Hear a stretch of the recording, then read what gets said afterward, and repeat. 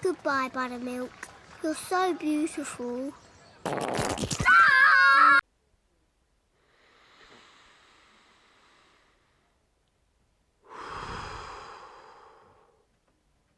My Little Fucking Pony.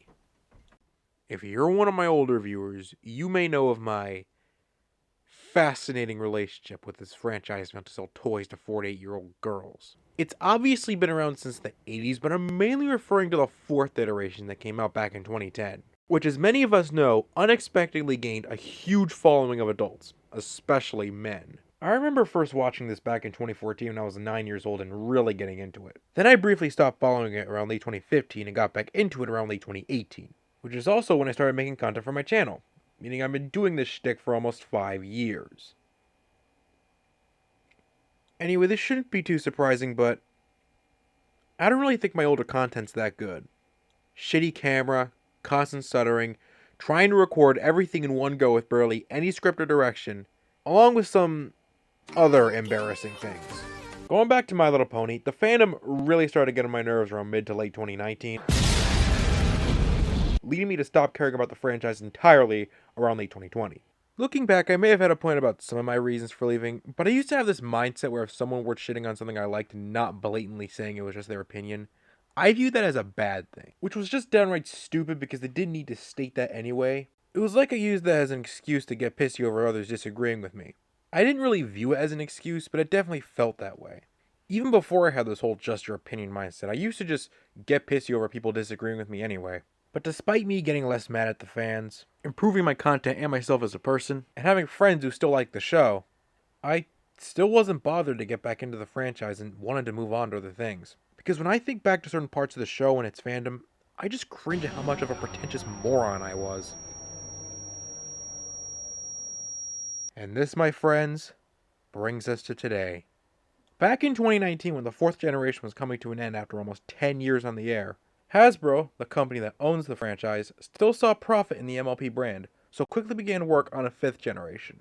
It was originally going to feature the main cast of G4 reimagined as different pony races and shit, and obviously be in a separate universe. But then things changed, what led to G5 not only taking place in the G4 universe, but taking place God knows how long in the future, as a fresh new batch of characters, and unlike every other generation, was animated in 3D. This new generation hasn't had the best reception from fans. The movie that kickstarted things was received fairly well, but once the main series rolled around, things kinda dipped. Now, in case you didn't know this, I made a promise that if my channel reached 500 subs, I would watch through G5 and make a video on all the content it currently has. The important content it currently has, that being the main canon series. And now, after like 2 months of waiting, and also getting many more subscribers in that time, it's finally time for me to fulfill that promise. So, after seeing through the movie, the 2 specials, and the 8 episodes the series has thus far, what's my opinion on My Little Pony Generation 5? Didn't like it. So I guess in honor of this channel surpassing 500 subs, I'm going to be talking about why this dumb colorful pony cartoon meant for little girls is a boring fucking mess. Not much else to say, so let's get into it. Starting with the movie that started it all, My Little Pony, A New Generation.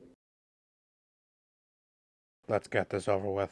But although I know we're all a bunch of different breeds, take away our wings and horns and we're just frightened steeds. So let's put aside our differences, cause what we need to win. Oh. Long ago, the 3 pony races consisting of Earth ponies, unicorns, and Pegasi lived together in perfect harmony. But everything changed when some event that'll be explained in this show happened that caused them all to separate. Many years go by and our main hero, Sunny Starscout, has made numerous attempts at convincing the Earth ponies to open up and give the other 2 races a chance. After hearing stories of the G4 main characters from the past by our generic Disney dad, who presumably dies in the first 10 minutes of the movie. Nobody in her hometown, Maritime Bay, really takes her seriously though. Later that day, Unicorn accidentally stumbles into the town named Izzy Moonbow, of course causing the town to freak the hell out. Sunny takes this unicorn in, and this would kickstart a grand adventure to reassemble some crystal thingies that contain the pony's lost magic, and unite the ponies like those many years ago. One good thing I'll say about this movie is that despite the references and Easter eggs to the previous generation, you don't have to watch to understand what's going on here. You can go in not knowing dick about G4 and still follow the plot nicely. Speaking of the plot, it's as basic as a Get the MacGuffin story gets. The simplicity does help the world building here though. We get a solid amount of time to get a good idea of each world and how years of this segregation has affected each pony race. Maritime Bay being home to the Earth ponies is a small beach town where they have gadgets and gizmos of plenty to deal with anyone from the other two pony races coming by. Zephyr Heights is the home of the Pegasi and a bit more busy and New York-esque. And Bridalwood is the unicorn place where it's a small village located in the forest and is much more depressing. Now a story wouldn't work as well without likable characters, and while the characters here are somewhat likable, just like the movie story, they're pretty basic and nothing too groundbreaking. First we have our main character Sunny, an optimist who's constantly pushing for all three pony races to be together, but gets into trouble while doing so. She's fine, but she doesn't really learn anything by the end of the movie. She does convince the three races to reunite and even becomes an alicorn, but doesn't really learn anything new alongside that. So I wouldn't say this movie is a very good self-contained story. But hey, did she get any more development in the series? We'll cross that bridge when we come to it. Then there's Izzy. Hi, new friend. My name's Izzy. Isabella! Out of the main five, she's probably the one I enjoyed the most. Not an amazing character per se, but her naivety and hyperactiveness never really got annoying for me.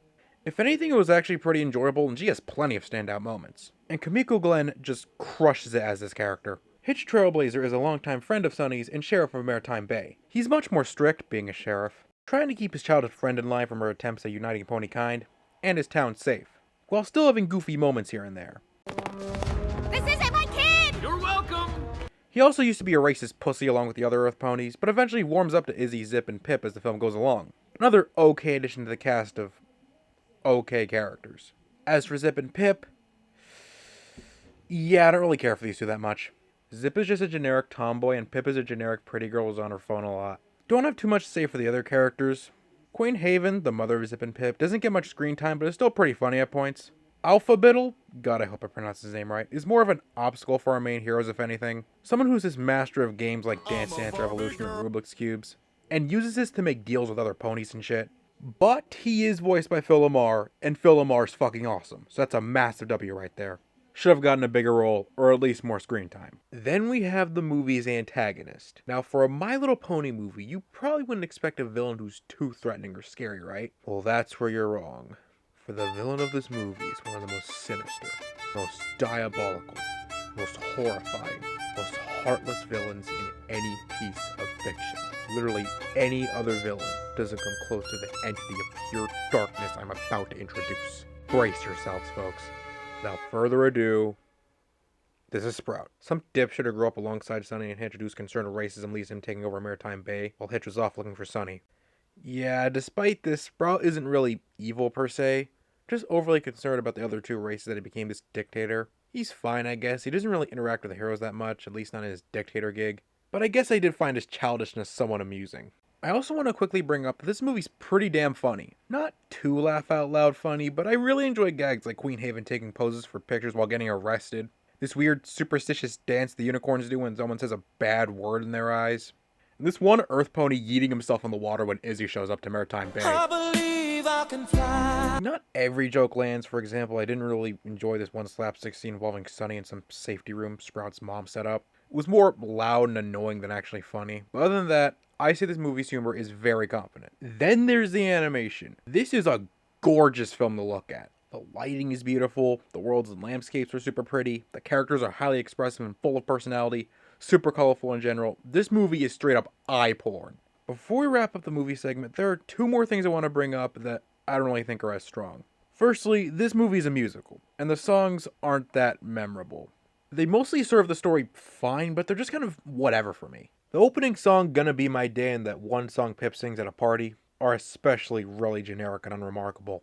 Danger Danger's a little better, definitely a lot more catchy. But I guess if I were to listen to one of these songs again, it would be fit right in. Definitely the most fun and upbeat to listen to, and yeah, that was the best way I could sum up these songs. I'm not really much of a song critic.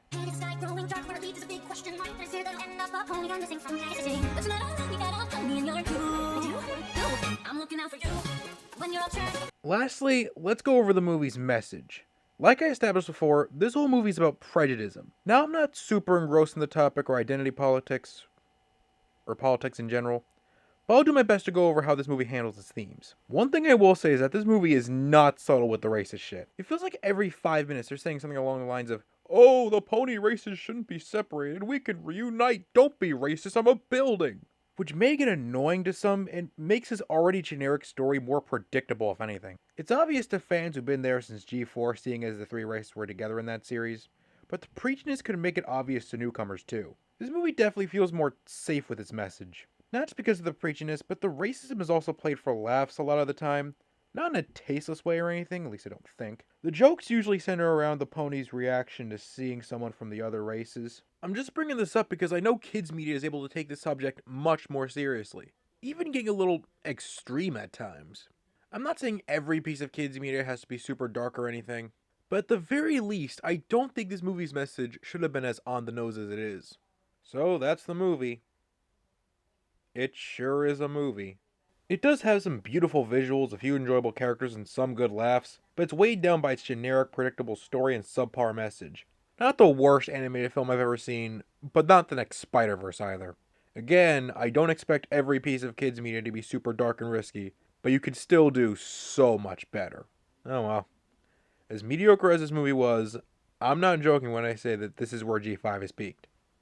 Yep. I'm afraid things aren't going to get any better from here. Case in point, the first special. No more videos. I guess they're too messed up to be on TV now. That'll teach them for trying to replace us. Yeah, as if anyone else could do what I do. Yeah, we're irreplaceable. Okay, so let's start by addressing the two giant mechanical ponies in the room. First, the downgrade in animation. Gone are the beautifully lit, colorful landscapes and expressive characters. Now we have these much more duller, simplified visuals and characters who sometimes move like damn robots. Though this isn't really too surprising seeing as movies do have higher budgets, and the animation does get a bit better in the show. Then there's the change in voice actors. Now I didn't talk about this in the movie segment, but this movie has quite a few big names in the cast, like James Marsden. Okay, I don't really know anyone else other than Kamiko Glenn or Phil Lamar. But I do know a good chunk of these people are relatively famous. This decision was honestly kind of stupid. Not the fact that it's an annoying trend to get celebrities for animated movies, because I'm not really fully against that, but why would you get celebrities for your movie if you knew you were probably not going to afford to use them again for a smaller budget series?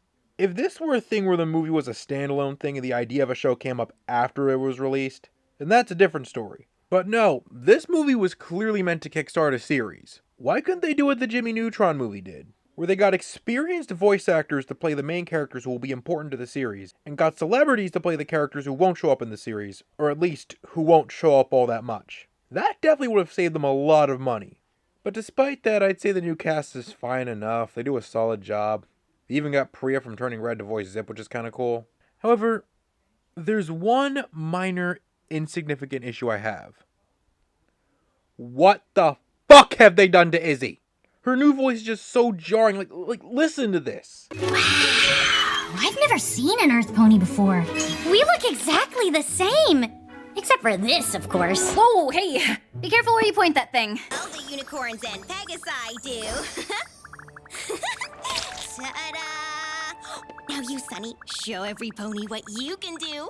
I'm shocked that they were okay with such a drastic voice change. How did they not notice this? She sounds like fucking Vanellope from Wreck-It Ralph. I did get used to Izzy's new voice once I started watching the show. I mean, I kinda had to, right? And no hate to her new voice actor when I say this, but she doesn't do anywhere near as well as Kamiko Glenn did.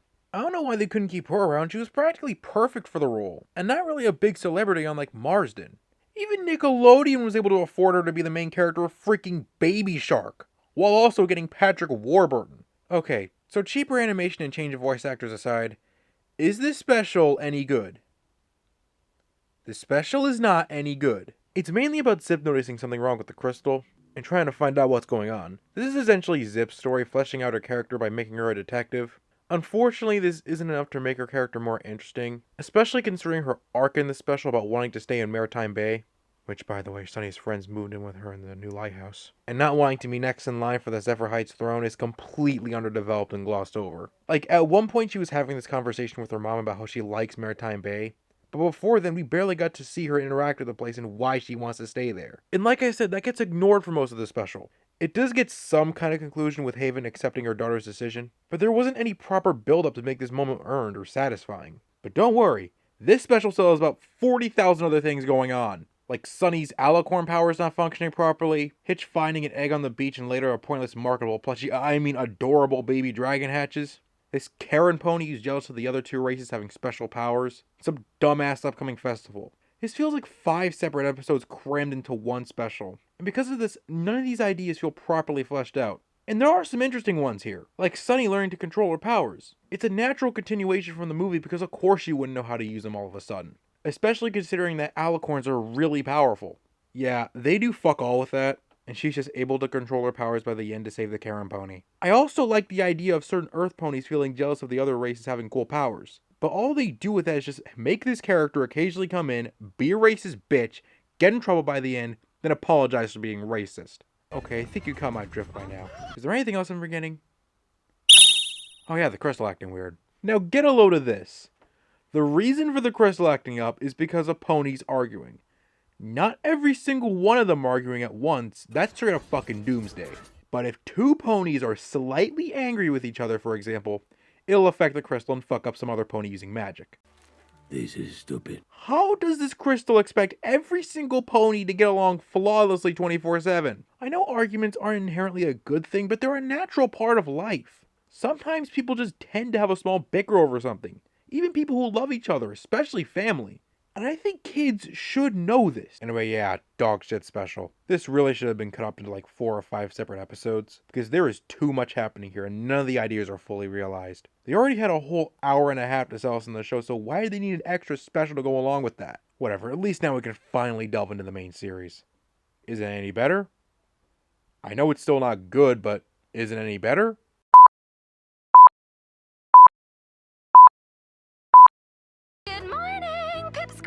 Now, at the time I'm writing this, there's only 8 episodes out, so I might as well go through each one of them individually in order, while discussing any overarching elements I noticed every now and again. Okay, so let's get started. Episode 1, Izzy Does It. This one is about Izzy making a hairpin for Sunny's birthday, and the others really take a liking to it. Pip then posts the thing live, which causes Izzy to stress out and have creative burnout. Even though we barely see anyone else want a hairpin of their own throughout the episode. Like, there's other ponies looking at the pin in awe, but nobody goes up to Izzy begging her to make a new one or anything. I've seen stories similar to this in other cartoons like Fairly Odd Parents, Foster's Home, and Uncle Grandpa, for example, where a character makes something intended to be homemade, but the thing grabs the attention of other people and makes the main characters a shit ton of money. Then one character gets greedy, leaving a mental toll on some of the other characters. I guess I'm glad they didn't go down the cliche route I mentioned earlier, but good god, this episode's execution is probably 10 times worse. This episode wants to deal with creative burnout with Izzy's story. And even having Pip go through the same thing with her out-of-song ideas, which I like the idea of. It's a very real thing that I'm sure a lot of us feel at points. This could have been a great episode showing how people go through the issue and how you can deal with it. But like I said, there's not only no pressure felt for Izzy, seeing as we barely see anyone actively want a hairpin of hers, but this doesn't even get a resolution. At least not a proper one anyway. I'm not joking. She ends up making this cart thingy, but the stuff with the hairpins? Never resolved. Yeah, not a good way to start the series at all.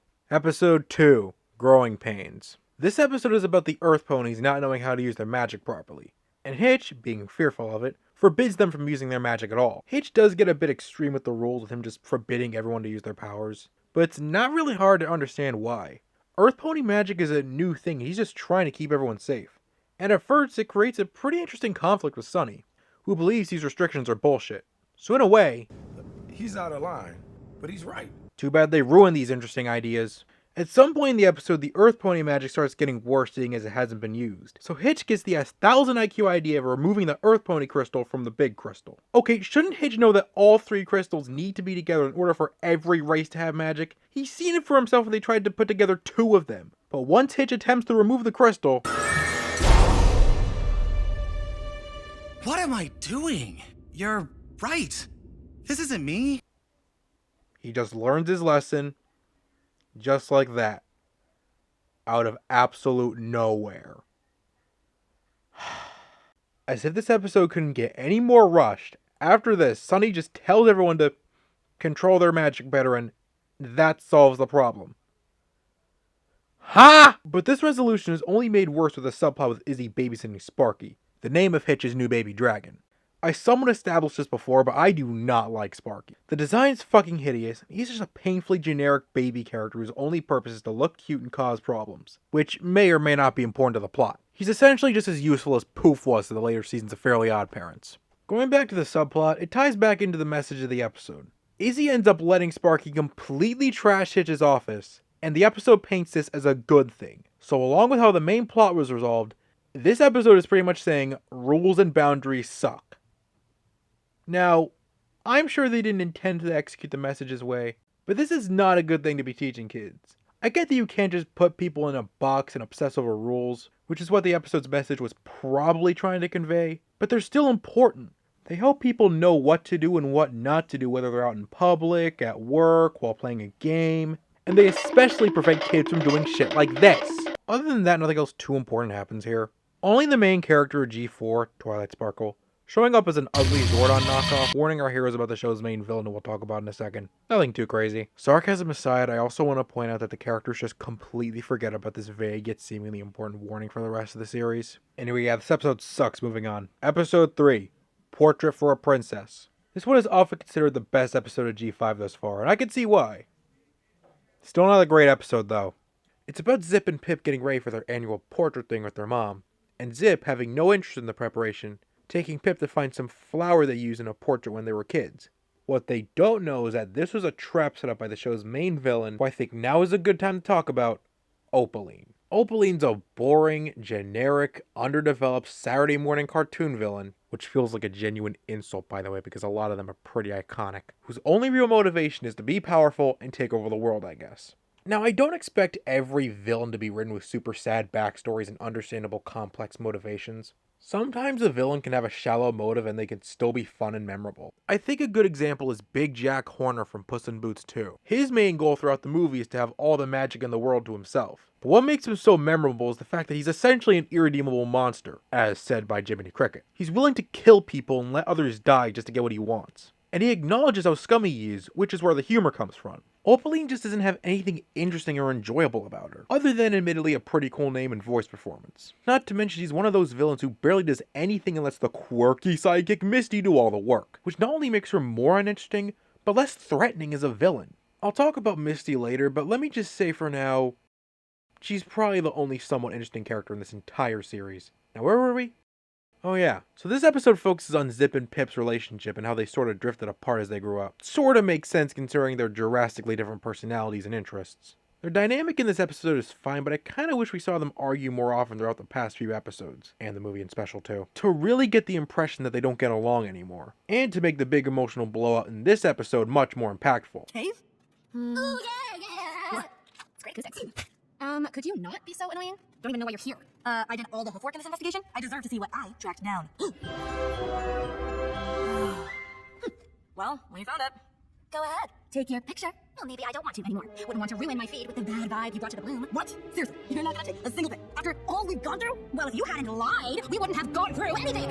I can't believe you're acting this silly. The song they sing is kinda cute, I guess. Definitely better than the other songs the show has to offer, and yeah, I don't think I got much else. Like I said at the beginning, I get the appeal of this episode, but I wouldn't call it great either. Next, episode 4, Alicon. This episode is about Sunny pushing everyone in Maritime Bay to create a garden so everyone can eat healthier. But even after convincing the three races to reunite and bringing back all the magic, people still don't take Sunny that seriously.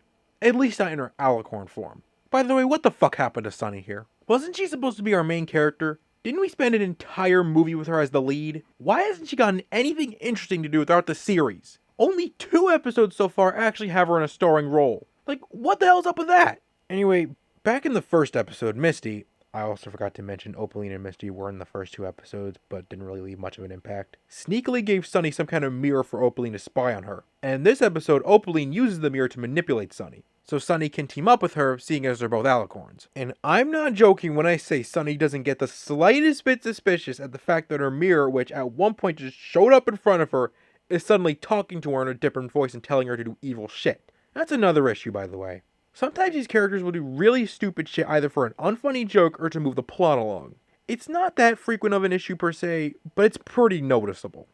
Well, at least Opaline's plan doesn't end up working anyway, seeing as Sunny doesn't give in to her bullshit and eventually runs off in stress, so that totally didn't feel pointless at all. The others then comfort Sunny and also just end up making the garden for her. How they got the time, money, and resources to do all this is never answered, and it just makes the beginning fucking pointless. Glad to know this whole episode was fucking pointless. The subplot isn't anything noteworthy, just involves Pip getting less views and attention and freaking out about it. I guess it makes sense for her character, but again, it's really nothing special, and by the end she learns how to make YouTube poops.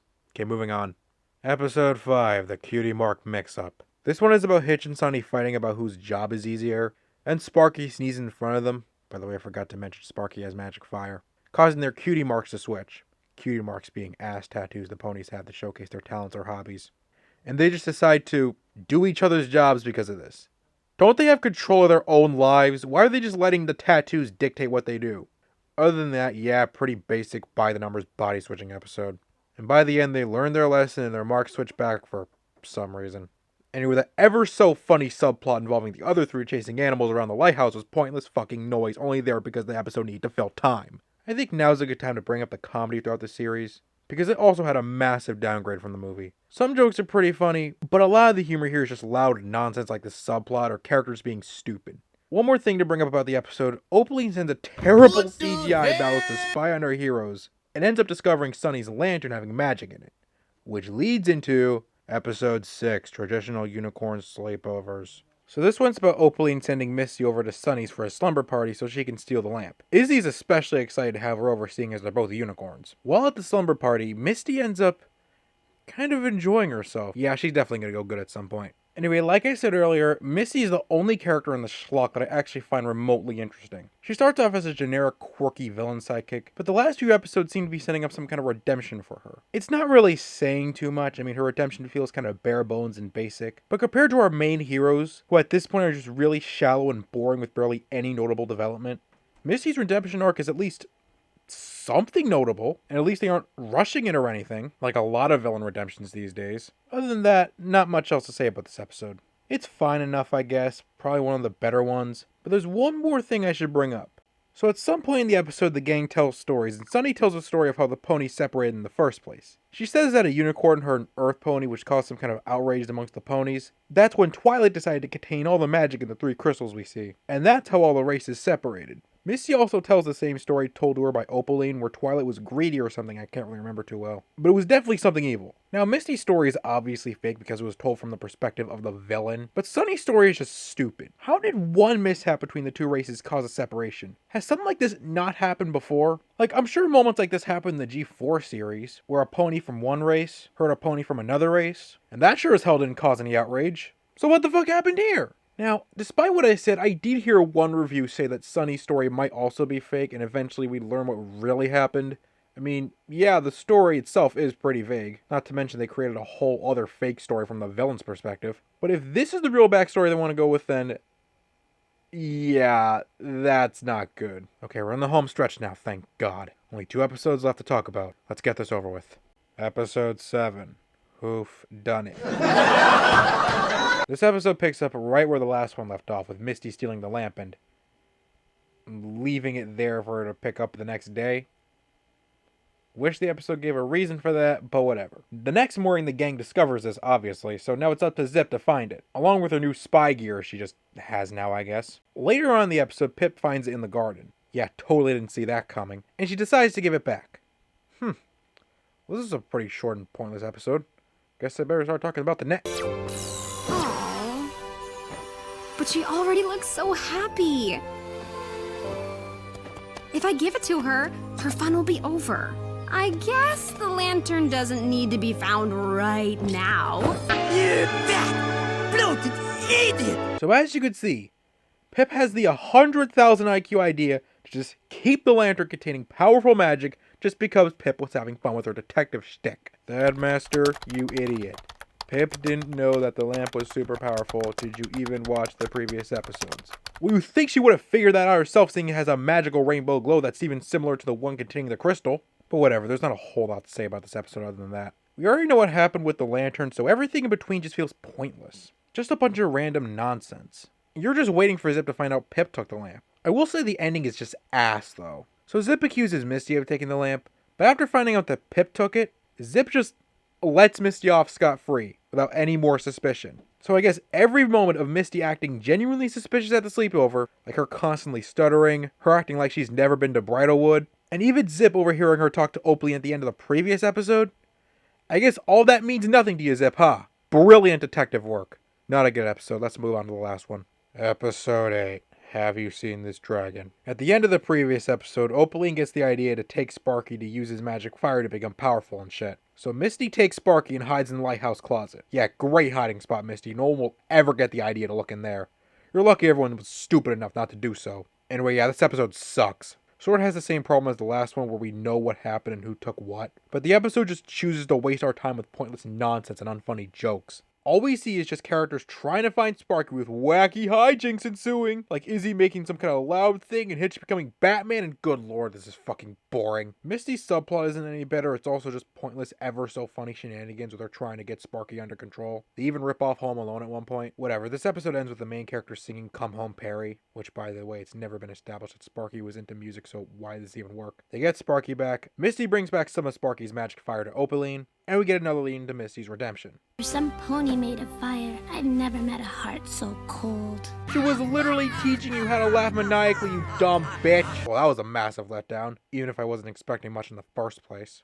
If the show didn't want to have its overarching story at the forefront and not focus too many episodes on it, fine. G4 kind of did the same thing, and even other shows do this, like The Amazing World of Gumball, for example. The difference there is that Gumball actually has likable, well-rounded characters, stories with proper beginning, middles, and ends, and even some really creative and weird scenarios. And its overarching story about the Void is not only sidelined, but doesn't even come until like season 3. This show's episodes are just so boring, by the numbers, and aimless. The characters are just lame. Sunny has been completely sidelined in her own series. Izzy isn't as enjoyable as she was in the movie, probably due to the downgraded humor, switch in voice actors. Or both. Hitch doesn't get a whole lot to do and can be downright stupid at times. Pip is still a generic pretty girl who's on her phone a lot. Zip becoming a detective isn't enough to make me care about her. Sparky's a boring ass baby character. And Opaline is a generic mustache trolling douchebag who doesn't do anything noteworthy. Even the strongest character, Misty, seems to have a pretty generic redemption arc thus far. But at least it's somewhat interesting, especially considering she has a backstory with her being adopted by Opaline as a kid and never really getting a cutie mark, so I guess that's something. I guess I'm also glad that you still don't have to watch G4 to understand what's going on here. But there's also stuff that kind of contradicts the previous generation, like the Earth ponies having magic now, that backstory in the sleepover episode and other shit. Whatever. At least it's almost over. Only one more special to cover, and then I'm done. Can we end this video off on a somewhat high note? What do you think? I don't know what Christmas is, but Christmas time is here. Let me start off by saying that I may not have watched the likes of The Christmas Tree or Rhapsody of Street Kids, but as of now, as of writing this in early March of 2023, My Little Pony Winter Wish Day might just be the worst Christmas special I've ever seen. It's about the main five wanting to spend Christmas together. I know it's not called Christmas in this universe, but I don't give a fuck. And also see a wishing star. But everyone has their own annual plans for the holidays. Hitch is going to see his grandma, Izzy's going to hang a custom ornament on a big tree in Bridalwood, and Zip and Pip are doing some kind of show. So through the magic of Sunny's lamp and dumb plot convenience, they use this jet thingy to get to each location so everyone gets a chance to spend their Christmas traditions or whatever. Can you tell I give a shit? This special has no stakes, no urgency, no proper structure. As a whole, it made me feel like the villain from Neverending Story. Nothing. And that's probably the reason I consider this the worst Christmas special I've seen. Because feeling nothing can often be worse than feeling frustrated. You'd think the whole, we gotta get back to the lighthouse before the wishing star leaves, would add some urgency, but the special just brushes it off like it's no big deal. In the meantime, we're just watching characters dick around and do Christmas shit, and despite a few hiccups along the way, they make it back in time and learn absolutely nothing. Maybe I wouldn't be as upset if I actually liked these characters and was willing to see them go through any scenario, but like we established earlier, I don't, which just makes the special even more boring. If this special isn't being a boring pile of nothing, it's also being contrived as hell. Like at the beginning where the stupid lamp is just able to create some jet for the gang to get around in, and Zip just knows how to fly this thing they magically got that day without any issue. There's also this one part where Izzy just controls the ship with her magic in a snowstorm. More on the snowstorm later. The jet getting buried in snow at one point, and the lamp just finding it somehow. Okay, so while I was making this video, I just found out that in the web series Tell Your Tale, that's where the jet was introduced, along with Sunny's lamp and Zip's goggle thingies. So they just pretty much pulled a multiverse of madness and expected you to watch an entirely different show in order for you to understand what's going on here. I wouldn't consider this a big problem per se, like it's definitely a big problem in this special, but I was still able to somewhat understand what was happening in like the series, but I really hope they don't continue to do this in the future. Okay, back to the video. There's also the fact that they could have stayed in any of the 3 other locations they had to go to watch the wishing star. Another way they try to tie these moments together is with a plot about an excessive snowstorm, and how they never had snow until they got the magic back. Huh? Do they also not have rain or hail or drizzle or any form of precipitation? If so, how is this world not burnt to ash by now? Anyway, this is caused by the unicorn saying this little quote around the holidays related to cold shit. I forgot what it was and don't care to look it up. It was some kind of snow spell, and that's why it was snowing so excessively. And this gets easily resolved by Sunny just telling the unicorns to say something related to heat. So I'm sure it's going to cause a fucking heat wave next Christmas. Great move, Sunny. Well, at least Alphabet'll comes back briefly, meaning Filmora comes back too. At least there's that. What do you mean they replaced him too? He's definitely not that big of a celebrity, no offense. So why couldn't they get him back? What is the budget for the voice acting here? Well, if there's any positives I can list, is that Izzy is much more expressive this time around. Hope this is a sign for the animation improving. So congratulations, My Little Pony Winter Wish Day. You have one minor thing that's somewhat good. Ugh, whatever, I'm finally done talking about this crap series now.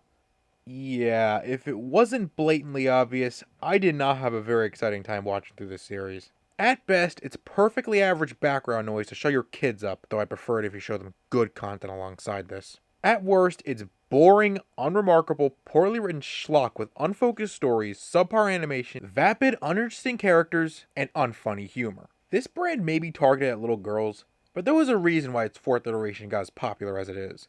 Not only did it have a legend in the animation industry behind it, Lauren Faust, but it was made to be enjoyed by everyone with its fun, likable characters, well-written stories, good humor, and later on go deeper into its lore. It's as if this show was only made just to keep the MLP brand alive and because G4 was so popular. Not that there's no good ideas here, there are, and I could see glimpses of a good show. And I'm sure there was legit effort thrown in here, but so far everything is just being so poorly handled. Like I said before, newcomers can understand what's going on without prior knowledge of G4, but I honestly doubt that even they would enjoy this either. However, despite everything I said and all the harshness, there's still one thing I have to remember. The series has only gotten started. Not every show is going to be instant gold in its first season. Hell, some of my favorite shows have lackluster first seasons. I wouldn't say they're necessarily bad, I mean they're honestly better than what this show has to offer so far. But those seasons definitely pale in comparison to where each show would go later. We are getting 2 more seasons. I put seasons in quotations because seeing as this is Netflix, these are probably just the rest of season 1. And 2 more specials later this year, so maybe those will be better. Will I watch the remaining content when it drops? Probably, but I won't rush myself or anything. Will I do a follow-up video? Only if there's a significant rise or drop in quality that I feel passionate about going over. Or if this video does really well and there's a high demand for a follow-up, that too. Like I said at the beginning, I've gotten less pissy at the fans, mainly realizing how petty I was, and I've learned not to let toxic, annoying fans, or haters, or people who simply have a different opinion on something I like ruin something I'm passionate about. I'm not sure if I'll ever revisit G4, and I'm definitely not becoming a super passionate fan of MLP again, but I'll still have some appreciation for it. Wish I could say the same for G5. Maybe it'll get better soon, but as of now, it just misses the mark. Thank you for over 1,000 subs, thank you for all the support, you guys are the best, and I'm excited to see where my channel goes from here. Okay, bye.